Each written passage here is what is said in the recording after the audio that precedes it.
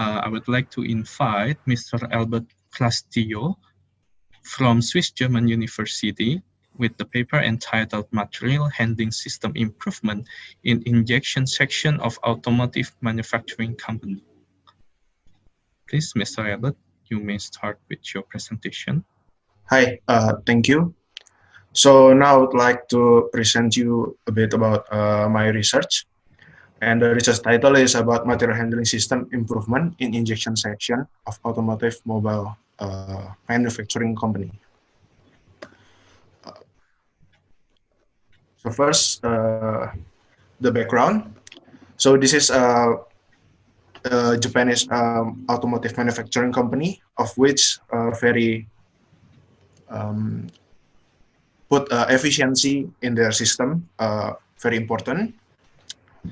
And in this research, I will talk more about the efficiency. And next one is the problem. They have some problem in the injection section, which is too many unnecessary motion. And at the end, the objective is to develop an efficient material handling system. So the method I use in this research is using the MIC method. So the first one is the define. I start with the problem identification, literature review. And next is the measure, which is the data acquisition by observation. And then analyze using a motion study and the spaghetti diagram. And then next one is to improve, which is develop a new procedure and material handling tools and check if the result is it good or not. And then if it's continued with standardized by developing work instruction. And the last is for the control is the audit system. So to further identify the problem, I use another method which is the 5Y method. The first one is they are unable to increase the production rate per day. And this is happened because their time required to process the product is too long. It takes too long time. And this is also happened because of the long process time activity, which happen because of the unnecessary motion. And it is this unnecessary motion is after observation, I can see that it required a very long time to walk between each workstation, and this is it happened because the distance is too long. So the current condition analysis. So on the left, you can see that this is the current layout. The bumper in the injection section has a 8 bumper rack, which use gravity powered, and it's divided into four symbols, which is AB and CD, which each bumper is identified for each car type. So for the front and rear model of type 1 and the front and rear bumper of type 2, which is the C and D. So the painting area, this also have another shooting rack, which required manual labor, and they use a jig and a cardboard to move the bumper from the injection section to the painting area. So the worker has to pick up the cardboard in the rack in the painting area, and then move the bumper with the cardboard, and then pick up another painting another jig to fit the bumper into the cardboard. And after that, the worker have to manually walk to for example, the rack A to pick up one bumper A, and then walk back again to the painting area, and then to install the bumper into the jig and to send them again to the painting area. And this is repetitive motion. And next, the data collection, and this is to visualize how it looks. So the worker has to come back and forth every time the worker need to take the bumper from each respective jig rack to the bumper rack to the painting area. And here we can see for each time the worker move from painting area to pick up the bumper, it takes on average from 5 to 19 steps or 4 to 10 seconds in each trip. And the method to develop the solution, I use the 6 phases of the generic product development process. The first phase is the planning phase, which set the objective, the target, and the constraint. And the next step, the next phase is the concept development, which the product concept, the system level design, the functional specification and how it works, the process flow, the detail design, it's the design of the product itself, the testing and refinement, is to test and to validate if the new system is working or not, and the production roadmap is about the production. So from this method, it came up into 2 solutions. So the first one, the first solution is to basically add a cart which able to pick up 2 bumpers from each rack. So the main idea is to basically the worker can move up the cart into each bumper rack and then pick up more than 1 bumper to the painting area. From here, the worker will save much more time from just taking it took 20 steps to take the bumper for 1 bumper. Now it can with the same step with the worker is able to take more than 1 bumper. So, and in this solution, the worker can only move effectively to take up the bumper from rack A, B, A1, because the rest of the bumper rack is quite close to the painting area. And the solution 2 is the continuous improvement from the solution 1. So in here, instead of using a cart that can take up to 2 bumper, now the cart is further improved to take 4 bumper at once.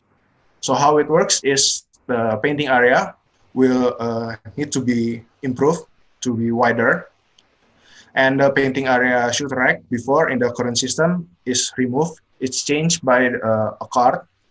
So instead of using just 1 cart in the solution 1, now in this I use 4 carts. So the main idea is still the same. The worker will take the cart to the bumper rack to fill it with 4 bumpers, and then move into the painting area and just put the cart in the painting area. From there, another worker in the painting area can just take the bumper to be painted. And after putting the cart, the worker can can take another cart, empty cart again, to fill it up with bumpers and back again to the painting area to switch when the cart in the painting area is empty. So the conclusion of this is the current system, the proposed solution 1 and solution 2.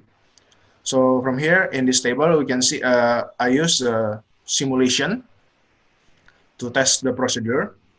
The simulation itself is using a technometrics plan simulation, and from each bumper rack, I put the maximum capacity, which is 66 bumper. From there, we can to empty all full bumpers, which is 528 bumpers. It took the current system 4 hours, 4 minutes and 40 seconds. With the throughput per hour is 98. And in a proposed solution 1, it only add a cart which capacity is 2 bumper, with the investment around 300,000 rupiah. And testing procedure is also the same, using the simulation with the same number of bumper, but the total time is reduced into 3 hours and 24 minutes 50 seconds to finish 528 bumpers, with the throughput per hour is 156. And the last one is the proposed solution 2, which use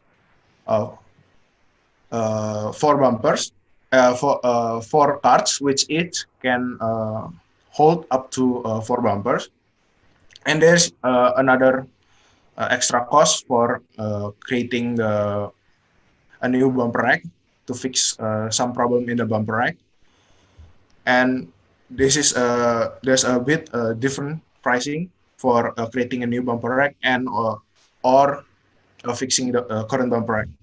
So the testing procedure is still the same to finish 528 bumpers, but the total time is further reduced into 1 hour, 20 minutes, and 20 seconds. With the throughput per hour is 392 bumper per hour. That's all from me. Thank you. Okay, thank you, Mr. Elbert, for your presentation. Maybe is there any question from the participant?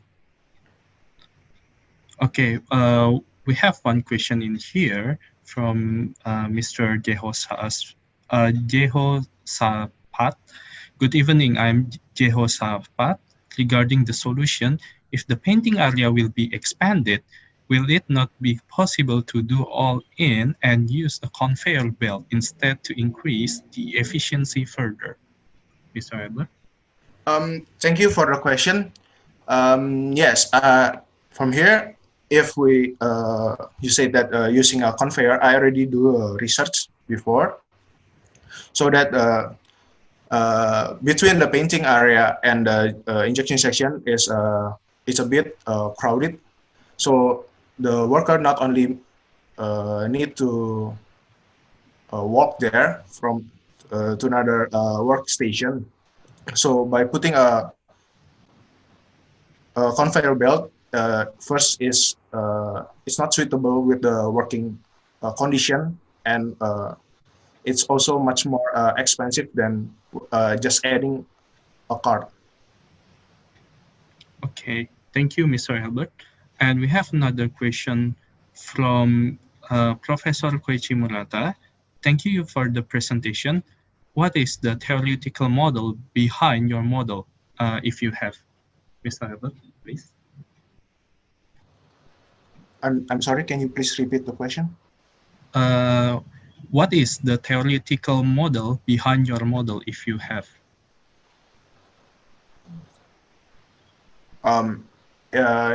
In this research, I use basically the mic method to as the main guideline for all the research, but to further develop the system itself, I use the 6 phases of generic product development process. Okay, Mr. Albert. And I also have another question. So from your cart design, is it specifically designed for only bringing bumper as the object, or can be it applied if we are going to carry another type of object, such as door maybe? I designed this cart specifically for bumper, but for because from the size itself, it's already fit enough for the bumper to hold the bumper steady enough. When the worker push or pull the cart, the bumper will not fall. But for the other products such as door, I don't think it will be fit with the cart design. So the cart design in here is specifically designed for the bumper only? Yes. Okay. And if the cart design over here, is it already applied into the real situation? Not yet. It's still in the improvement. Oh, it's still in the design phase. Yes. Okay. Okay. Thank you, Mr. Elbert, for your presentation.